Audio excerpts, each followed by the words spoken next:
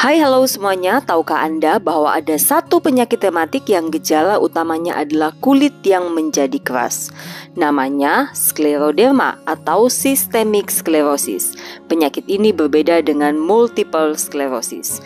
Teman-teman sekalian, hari ini saya Dr. Sandra Lango, spesialis penyakit dalam konsultan rheumatologi dari Siloam Hospital Lippo Village, akan membahas tentang topik skleroderma.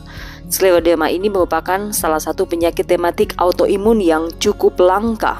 Banyak di antara kita yang belum pernah mendengar kata skleroderma sampai mungkin saat kita terdiagnosis skleroderma atau ada keluarga kita yang terdiagnosis skleroderma.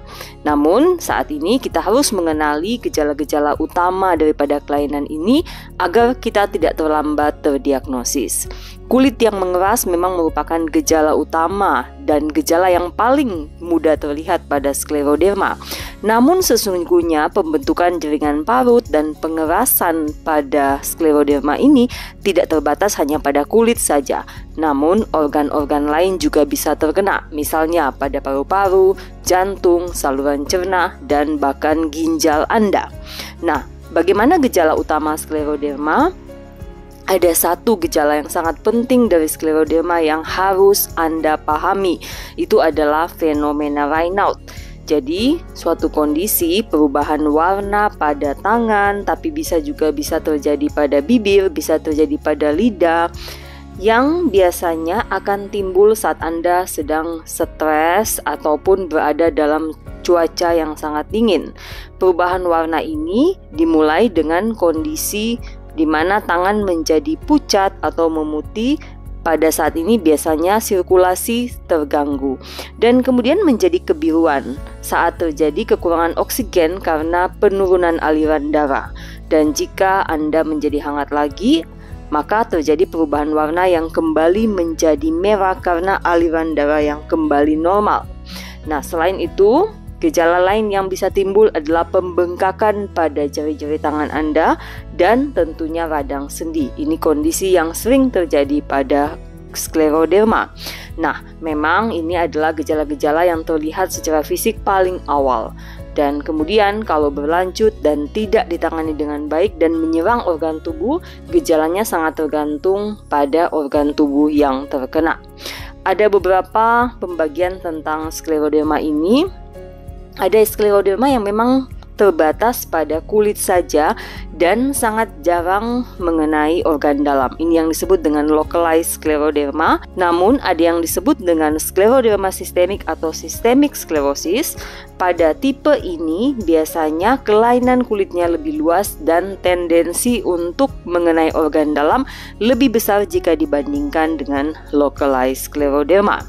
Nah, teman-teman, mungkin yang menjadi pertanyaan Anda adalah bagaimana kami dokter rheumatologi menegakkan diagnosis dari skleroderma ini. Jadi, diagnosis skleroderma ini seringkali tidak mudah karena tidak ada satu tes laboratorium pun yang bisa menegaskan atau memberikan diagnosis pasti Anda menyandang skleroderma. Misalnya pun Anda punya autoantibody yang biasanya sering positif pada skleroderma. Misalnya anti-SCL70 antibody atau anti-centromere antibody. Memiliki autoantibody ini belum tentu pasti Anda menyandang skleroderma kalau Anda tidak punya gejala lain skleroderma. Jadi hal ini penting untuk Anda pahami karena seringkali ada orang yang menemukan hasil profil anaknya antibody centromernya positif langsung memvonis dirinya menyandang skleroderma. Padahal tidak demikian kami dokter rheumatologi menegakkan diagnosis skleroderma. Kami menegakkan diagnosis skleroderma berdasarkan suatu panduan. Jadi ada suatu panduan yang dibuat oleh organisasi dunia dari Amerika, misalnya dari ACR dan juga Eropa yaitu EULAR, yang membantu kami untuk menegakkan diagnosis skleroderma. Jadi dibuat suatu sistem scoring. Ada beberapa poin dalam sistem scoring itu. Misalnya adanya suatu pengerasan kulit pada jari tangan atau pada kaki atau pada seluruh tubuh. Kemudian ada pembengkakan jari-jari tangan, ada luka-luka pada ujung jari, ada teleangiotaksia atau kemerahan karena pelebaran pembuluh darah di bawah kulit. dan adanya pemeriksaan needful kapilari yang tidak normal, atau memang ada hipertensi pulmonal, ada penyakit paru interstisial, ada fenomena Raynaud, dan ada autoantibody khusus. Kalau ada beberapa gejala yang cocok dan bisa masuk dalam sistem scoring itu, baru kita menegakkan diagnosis skleroderma.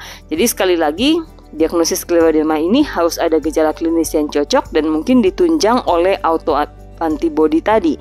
Tidak hanya dengan pemeriksaan lab saja positif autoantibody kita mengatakan seseorang menyandang skleroderma.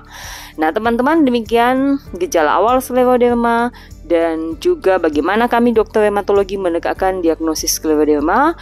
Tunggu pembahasan saya selanjutnya pada video-video selanjutnya tentang gejala-gejala lain dari kelainan organ yang bisa timbul pada pasien skleroderma dan bagaimana kami melakukan tata laksana pada pasien-pasien dengan skleroderma.